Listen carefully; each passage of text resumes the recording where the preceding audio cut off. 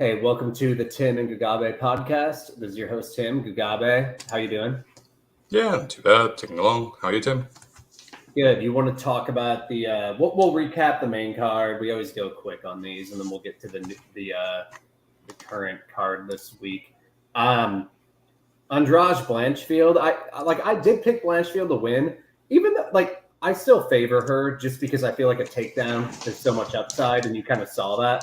But I will say it was kind of getting sketchy for her. Like, I know she was having striking success, but I feel like if they would have kept standing, I felt like Andrade would have pulled away personally. And, I was kind of cheering for Blanchfield because I picked her to win, but I do feel like that, if that takedown doesn't land, I could see Blanchfield committing to striking more and just getting hurt and, beat up personally. But it was still a very good performance. And I do think Blanchfield's, probably a future champ, considering how young she is and her skill set and everything. But what do you think? Yeah, quite similar actually. I had Blanchfield submission pre-fight because I was just I assumed that if Blanchfield was going to win, it's I'd rather have plus 500 on the sub than money line evens, just because I felt I just feel like it's hard for Blanchfield to win the decision there because Andrade gets up so quickly. She has no defensive regard for herself, and the first round was good, but Andrade should get it on one scorecard. And it definitely felt like the last sort of minute of round one, it was Andrade turning. was getting out. Sorry? Yeah, it was turning. Yeah. I felt like the tide was turning personally. But yeah, I took some Andrade plus 130 after round, only half a unit. So, I ended up making money anyway because of the sub prop. But my view was just all right, Blanchfield striking looked okay, but Andrade was starting to bite the mouthpiece. And Blanchfield had 2 or 3 takedown attempts in round one, and she got stuffed pretty well.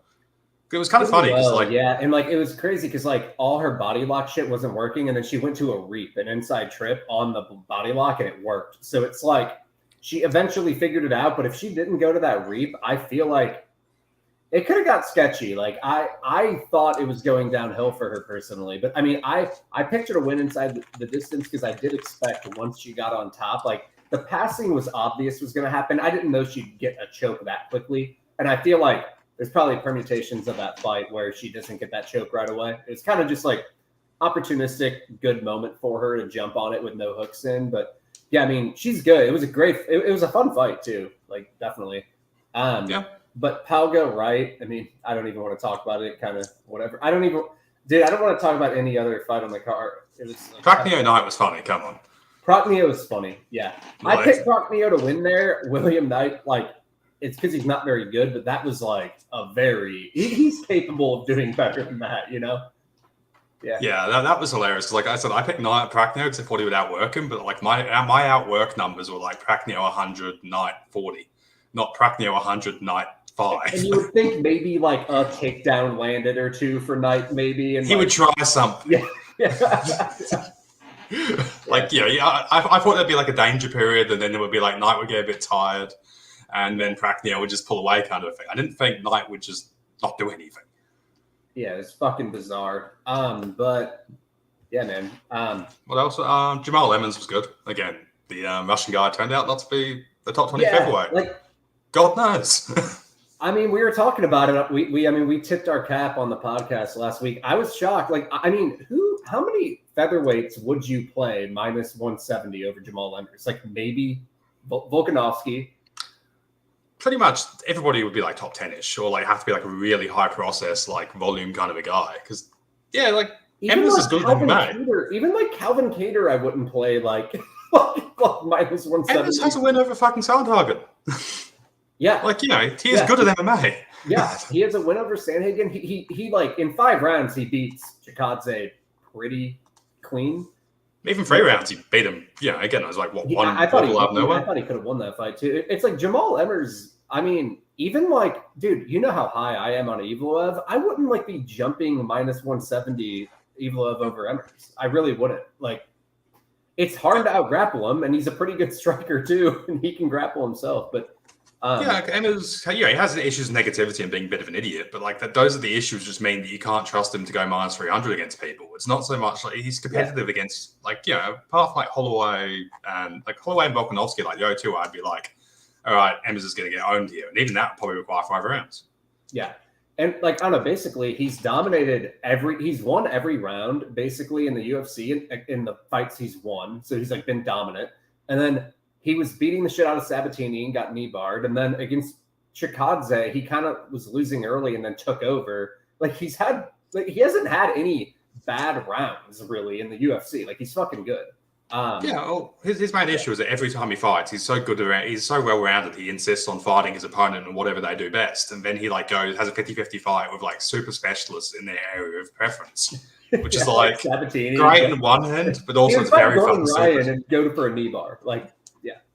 But then, like, he'd have like a 5-minute grappling match with Gordon Ryan and like have his own spots. Then it'd be like, oh, that's impressive. And then he gets up. And you're like, well, why the fuck did you do that?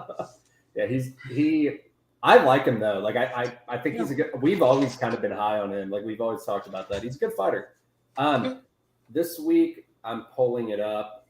We'll start with the main event: Krylov and Spann. I'll go first. I wanted to bet Krylov initially. I think Krylov's a good fighter personally. Like I think he has issues, but I don't like that he's been subbed 6 times. Like shit happens when you get subbed that often. You can just randomly lose. But like he's a pretty good round-winning striker, and he's a pretty good round-winning wrestler, and he is like he can win rounds everywhere, and he can finish everywhere too. So I like him. Like he has great offense, but he is kind of an idiot, and he is pretty reckless. Where like you can hurt him. You can sub him. And I mean, I still think Spann is finish or bust here. Like if this like extends, Krylov's better. So I still expect Krylov to win. But I do think like Spann's a little more dangerous than I gave him credit for. Like once I retaped him, I'm like he always, even when he loses, he always hurts people. And he's good with that guillotine too. And Krylov, Krylov shoots in. I could see something like that happening. Like I do think Spann is going, regardless if he gets the finish or not, I do think he will have moments of like putting Krylov in a lot of danger. So it kind of makes me nervous. Like I'm probably just going to pass and look for a live betting opportunity on Krylov. Like I kind of hope he gets the shit kicked out of him for a round, and then I can like play him. And if he gets finished, fine. But I guess I'm giving Spann a little more finishing upside than I usually do in these spots. So I think I'm going to back off. But overall, I do think Krylov's a better fighter. What do you think? Spann's a very weird fighter to me. I used to fade him a lot when he was like a power guillotine, and he throws hands. That's like all it's like he kind of races for a finish, right? He's kind of weird. He's like 45% chance to win like pretty much any fight, but like then he had that period in his early UFC run where he was like minus 500 against Sam Alvey, and then he like almost like he did lose that fight to any like sensible judge, and he gets over these. He just sort of magically manages to get over some ridiculous misprices. Yeah, like I've actually done pretty well. Like I bet him his last few fights because I just assume like if I get plus 200 on Ryan Spann, I'm not going to overcomplicate it. I just think he's plus 200 against anybody. Like he just has magical powers. Yeah, I did actually take some Krylov minus 150 early because I just feel like Spann has to finish with like I think Krylov's probably the number 2 light heavyweight in the world to me. Krylov's like he's really impressed me. Yeah. It's just good process. He actually wrestles, and again, wrestling gives you a lot more chance to sort of even out volatility.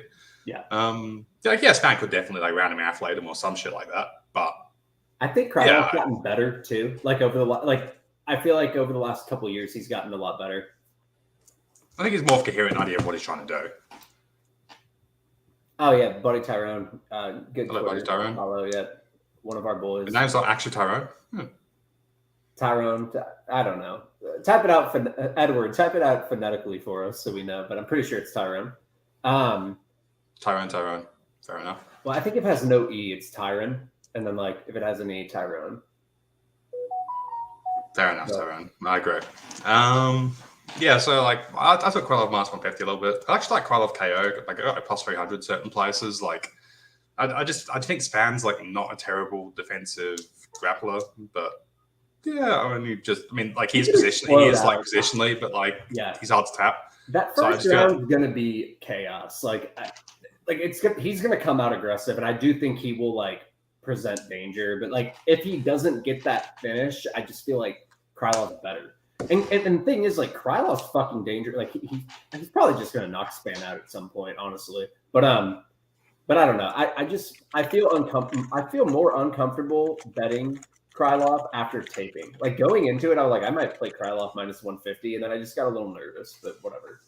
I understand. Moving on, do you have anything else to say? Like, I don't know. Muniz and Brendan Allen. I know who you're on here. Go ahead. I just think Allen's just like, he's kind of, he's like Spann. It's like, Allen is as a big favorite. I don't want to play because he's defensively reckless. He's kind of an idiot. Yeah. But also, like, he tries very fucking hard and he's dangerous everywhere. So it's just like his floor is just kind of high. Like, Muniz could definitely just sub him instantly. Like, but it's like Muniz is gassy. He doesn't mix the marshals. It's like anytime Muniz is minus like 200, is like, you have to make a sub one like 50% to get there.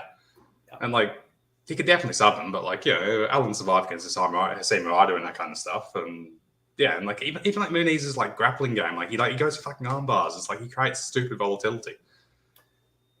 Yeah, I mean, I liked Muniz in his first couple fights, like against Arroyo. I picked him to win. A lot of people were picking Arroyo in that fight. It was an even money fight. I picked Muniz to win. It was still a sketchy fight, but I think in hindsight he was the right side.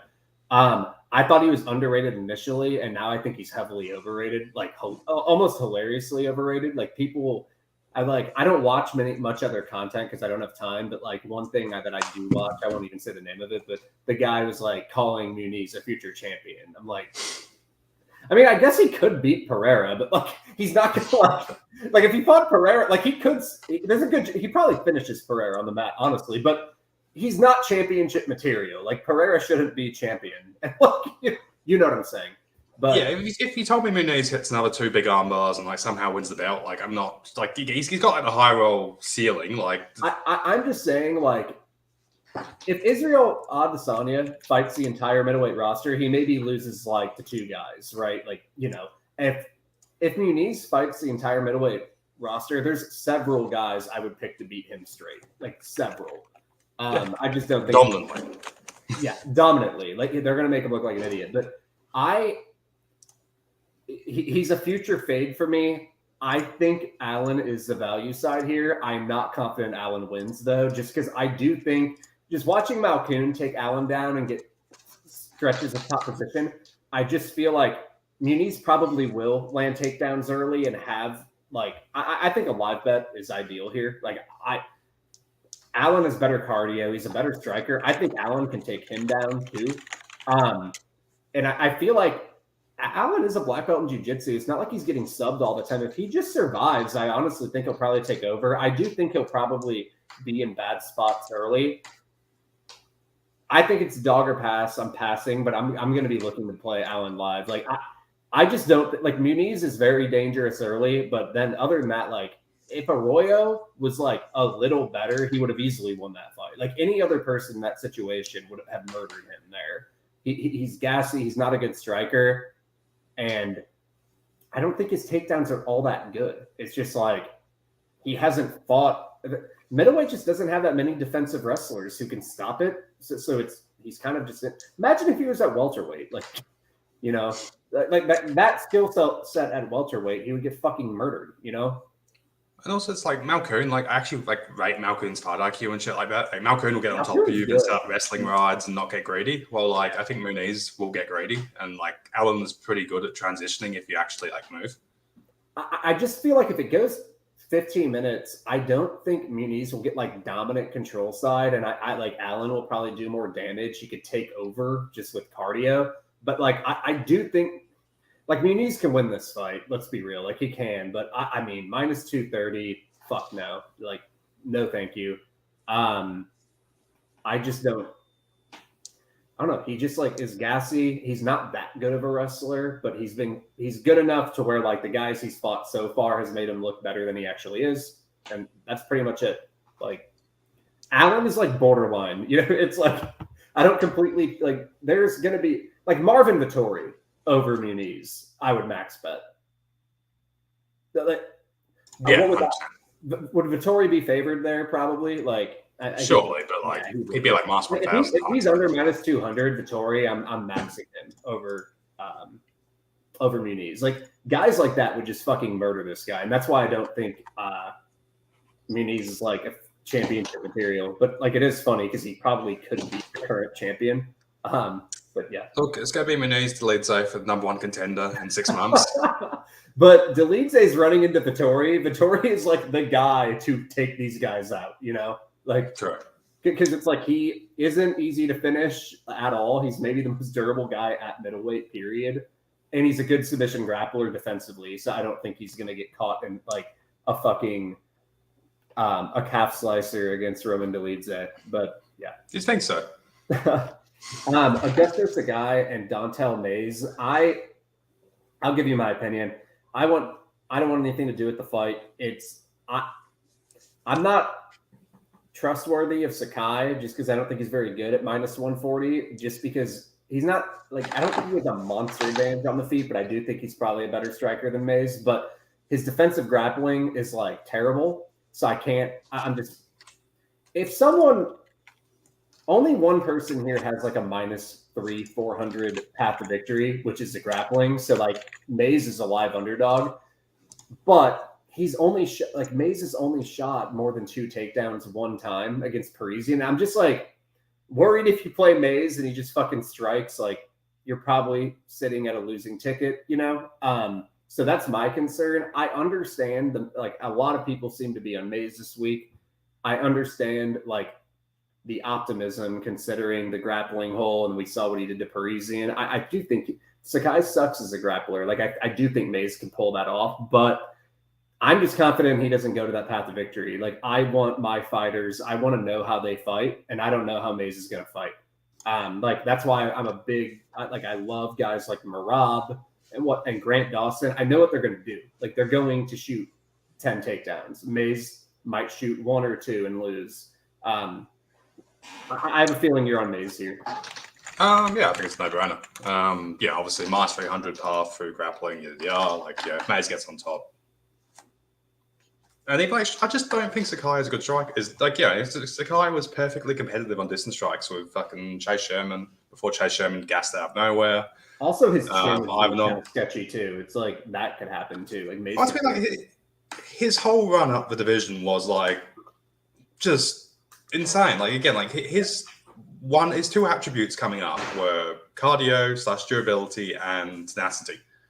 He seems to not have either of those 2 things anymore. He just seems to have just gone mentally, which means that it's like being Wanderlei Silva or Diego Sanchez, and you can't take a punch. It's well, what else you got, mate? Mays significantly bigger, better athlete. Mays' striking is less process driven, but I still feel honestly, if you told me in 3 years Mays was a top 10, top 5 heavyweight, I think he's got a lot of tools which could actually, he could also be an absolute fucking idiot. I'm not denying that, but the upside of Mays is fucking huge. There's a lot of good things there if he can put it together. Yeah. And it's Sakai, it's Abe is the minus 300 upside for Mays if he actually grapples. But also it's Sakai's been knocked out brutally 4 times in a row. How often does somebody who's been knocked out brutally 4 times in a row get made a UFC favorite? There's certain Sakai's confidence in shot. He just gives up as soon as he's got to get into adversity now. That Tuivasa fight Tuivasa should be a winnable fight for Sakai. Yeah. Yeah, he got big brother. Yeah, and that was fucking embarrassing. Tuivasa was bad at MMA. I understand Tuivasa has sort of miraculously made this run up to the top 5, but Tuivasa is a top 30 heavyweight if we're lucky. Yeah, and but again, after that, I was just well, Sakai's done. He was. Well, look at this win. Look at his wins. He had the Tibura fight, which in hindsight is one of the fucking stupidest results of all time. Tibura destroys him. What's Tibura against him really? Minus 500. Tibura hits at least. Yeah, Tabora's how many kind of knockouts has Sakai got? How funny is it how much Spivak's dominating and Tabora crushed Spivak 30-27. Yeah. And Tabora was plus 300 against Romanov, and you and I both played him in that fight. It's all Sakai, he had the split decision against Ivanov. We had needed that fence grab, but Ivanov never separates in volume from anybody, just how Ivanov is. Yeah. He had the Arlovsky fight, which was a fucking historic robbery. I don't understand how you can give Sakai that fight. Most of the time in a robbery, there's a bit of an argument about, all right, wrestling versus striking or recency or blood optics or something. Sakai got owned. He got outlanded significantly in every single fight round with bigger strikes. There's been more people will go on about, let's say, Yarn, Malley or something like that, but I can see an argument for Malley. It's a weak argument, but I can see it. Arlovsky Sakai, I don't understand how anybody can arrive at. You were really mad on that because I didn't have money on it, but you were really mad. I remember it was a bad decision. I haven't watched it for a long time. I'd have to like rewatch it, but it's just like 80 significant strikes to 40. Like Arlovsky puts up a significant margin every single round. Like, in terms of like, it's not like Arlovsky was like battering the fuck out. He wasn't like putting a 10-8 on him, but like, I don't understand how he can fuck that up. Yeah. Sherman fight where Sherman outlanded them at distance, and then Sherman has a fucking heart attack at 8 minutes and just dies. Like, Sakai isn't even that good a striker, and like May's grappling upside, athleticism upside, size upside. Sakai has the possible. Maybe he's just done. Like Sakai could just be shot. Yeah. Like again, I understand the argument. I still just like it's just not my type of fight to bet. But like, honestly, like I'd probably take. What's the upside in Sakai? Huh? What's the upside in if everything goes perfect for Sakai and he gets a striking match for 15 minutes, like all right, you got minus 150 bet. Congratulations. Yeah. And I think anything else happens, Mays is just gigantically beside. Yeah, you're probably right. I just I don't do well on heavyweight fights. I'm like, fuck, I just don't. So I generally stay away from them. But Suarez and De La Rosa, I think the best play on the card, or the best play on the fight is Suarez submission at plus 285. Like, I don't. It's like the RDA shit. Like what have we seen lately with like RDA sub and who was the other Burns Magny? It's like the same fucking thing. Like it's just like when you have a minus 900 who's a 10 times better grappler, don't touch the fucking minus 900. Yeah, take the sub. Like it's just if you would have taken the sub in one of those three, like if one of them hits in those three fights, you're up. I mean, I guess you wouldn't be technically, or you'd be about even. Just depending on what it is, but if you hit one of the plus 300s, you break even, and two of them hit, and like, don't you think so too? That's the best play here. Like, I think she's had 6 affiliated UFC fights. Like, if you include the Ultimate Fighter, Suarez, and 5 of them have been by submission. 1 was TKO against Esparza, and Esparza like generally, except against Wiley, of course, when inexplicably she got subbed off a fucking Peterson roll, which. I can't even talk about that fight. It pisses me off so much. But, yeah, like, as far as it's tough to sub generally. So, like, she ended up getting a TKO there. But, like, I feel like generally Suarez is a sub artist, and, like, she's a dominant wrestler. I think that's the spot here. And I expect Suarez to dominate here. Like, I know it's been all these injuries and stuff. But, like, grappling is a low variance sport. And generally, the better grappler just kind of dominates, and I expect that to happen. What do you think? Yeah, I agree with the sub. I agree with the sub argument. My view is just like it's like Blanchfield against Andrade. Like I'd just rather capture the upside. Where it's like if she's doing her one thing on that, it's like if she's doing a one thing, the sub will probably be there, and if she's not, like I'd rather lose half unit on plus 280 than lose 10 units on minus 1,000. It's like Suarez is probably like if it goes 15 minutes, it's probably going to have like 10 minutes of control. Like you're always going to be live, even if it misses. Most likely she just fucking subs her right away. Yeah, if Suarez covers, it's pretty much no universe where Suarez covers without the sub looking credible, unless like Suarez just like runs out and head kicks her or something like that. And even then, it's like it's women's MMA. It's like she's probably not going to get a clean standing. I also like the sub over the TKO because I think De La Rosa is very, very tough. Like, she's a very tough girl. Like I don't think she'll just like wilt. Like she'll keep trying. Or like a sub is a sub. Like it has nothing to do with your toughness. It's a skill gap type of thing. But she got subbed by Dern and whatnot, which is, but like, look how easy Suarez subbed Grasso, who's like fighting for the title. It was like literally. Yeah, Grasso's bad, but. Yeah, that the wrong girls are fighting for the belt right now. Like it's like I feel like Blanchfield and Suarez are like way better than Grasso, But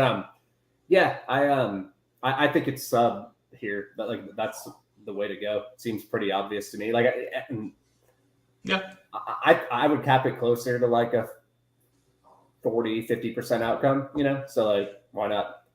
Yeah, I agree. It's like it's just like you're capturing the upside pretty well, and it's just like.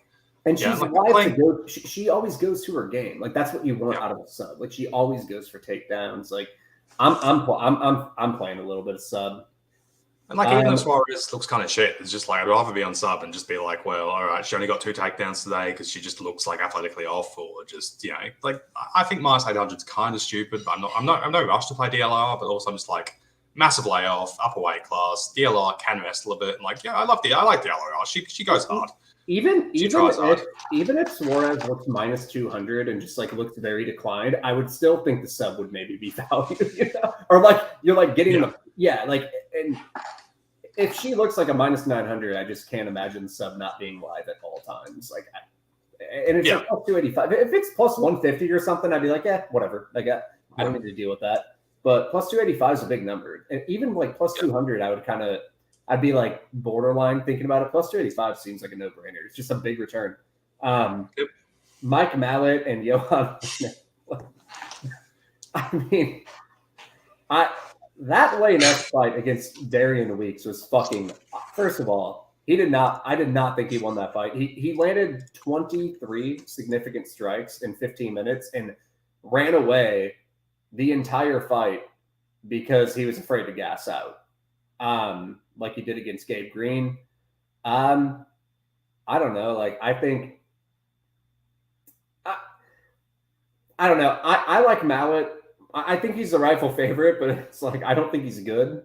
So it's like, and I don't know how good he actually is, but it's like Lanus is either going to come out hard and he will probably be at a cardio disadvantage, even though Malott's a little bit unproven extended fights. Like Lanus's gas tank is like, we know is very, very bad. Or Lanus is not going to do anything and he'll just lose on activity. So I think Malott is probably the rightful favorite. Like Lanus is a little dangerous. He can maybe hurt Malott. We've seen Malott stunned on the regionals, but I think Malott, like I picked him to win, but it's kind of a mess of a fight. What do you think? Yeah, I agree. Yeah, Malott, we don't really know what the fuck Malott is. All his UFC fights have been completely stupid. Like the first half of his career was at like fucking featherweight, and he comes back as a welterweight. Like 5 years later. Like I want to fade Malott, but like Linesi is not the point. But also Linesi, if he does try hard, like can actually like make shit happen. But if he does, he's also leaving himself up to tire out. You know, like Green beat the fuck out of him after he tired out. Yeah, but like putting like he had a good 6 minutes against Green. Like Green's hard to have. He did. Yeah. And there's just also like my view of Malott, like again, from a sort of going forward point of view, it's probably better if Malott. I'd like to see Malott have 7 minutes of tape where he gets a finish, like a kind of stupid finish, but he doesn't look particularly good. So I can be like, all right, next time I'll get Malott, kind of a thing. Yeah.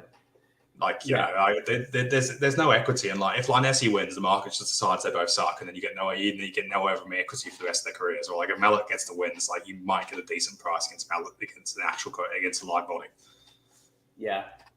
Yeah, it's just kind of like I picked Malott to win. I don't really know how good he is. We've seen him in one 15-minute fight 6 years ago, and he honestly he didn't look good, but he didn't slow down as much as Linesi does, or whatever the fuck his name is. So I'll pick him to win. He looks a little more talented. Like I feel like we know Lanus is just not that good. I could see Malott just being a lot better than him, because like we know what Lanesi is, but I also don't know if Malott's good. So yeah. Any prelim fights you want to talk about? I'm taking a little bit of Jasudavicus, just I just feel like Fernandez is Brazilian. I picked her to win. It's a sketchy fight, but I picked her to win. Like historically, taking the personal try of 10 takedown attempts against the Brazilian regional women's striker is usually the side. And her defensive grappling looked terrible. Like she was getting held down, playing guard. Ceiling. My view is Jasudavicus' ceiling is pretty fucking high, and like. Yeah, again, Fernandez looks like a reasonable athlete, but like, I'm not even you can't wrestle. Yeah, and like she's been massive compared to everybody she's fought against the regionals. Like she was been fighting like fucking flyweights, she's been fighting like strawweights, and it's like, Jasudavicus will try her, and I'm happy to get behind that. Like maybe I'm wrong, but I'm happy to take a unit and a half. Where it's like I feel like my upside in Jasudavicus could be like Jasudavicus gets 2 takedowns. It could just look minus 500. I think it's Jasmine or pass personally. Like I picked Jasmine. Like I literally wrote exactly what you said. Like in my breakdown that I did, I was just kind of like, I'm gonna take the girl who actually has a win over like Kay Hansen's not great, but she's fine. She's like low tier UFC. Fine. Like yeah. I think Hansen kind of got. I think Hansen got a bit unlucky with UFC run, but again, it's I just, against regional Brazilian, I feel like you should always take someone who's going to go for 10 takedowns. I'm I like, also Fernandez probably not finishing her. She is I tough. also think that Natalia Silva girl's actually really fucking she's actually good to where it made Jasmine look worse than she actually is. Jasmine's takedowns aren't great, but they look decent against Hansen. But Natalia Silva, I thought that girl Natalia Silva just beat is actually pretty good. What's her name? Therese. Blader. The Rousey one, right? Yeah, I'm gonna be. I'm looking for spots to play that girl at some point because I think she's gonna get undervalued too. Because I think Natalia Silva just really fucking. She's a physical athlete. She's really hard to take down, and she actually is a good striker. She can make grappling dependent fighters look awful. She's just made to do that, And so I do think Jasmine's probably undervalued in this spot, but it's also kind of like an Emmers situation where it's we kind of know what we have in one fighter, and the other one's probably being overvalued, while the UFC level product's probably being undervalued. And but it is a blind fight. This girl, we don't know exactly how good she is. Blah blah blah. Yeah, I just think I can rely on Jasmine because we'll go for 10 takedowns. Yeah, and I think that's. Yeah, it's possible Fernandez turns out to have great takedown defense, or again people act like now Fernandez the GTD opened at minus 150 or some shit. And I'm like, are you sure? It's women's MMA. Just because ain't subbing her, and I guess do you really buy Fernandez knocking women out in the UFC? I could see a finish on the mat just because if the girl is awful, But I don't think it will happen, but I could see it happening. The market was pricing Fernandez ITD though. That was the whole the equity they gave. The market gave Fernandez ITD a lot of respect. And I'm like, are you sure? It's still plus 315 now. I personally I do not think Jasmine wins inside the distance, but it's plus 570 and Fernandez inside the distance plus 335. I give more finishing to Jasmine because it's on the mat stuff. I know people are oh, the power discrepancy on the feet, but look at Natalia Silva.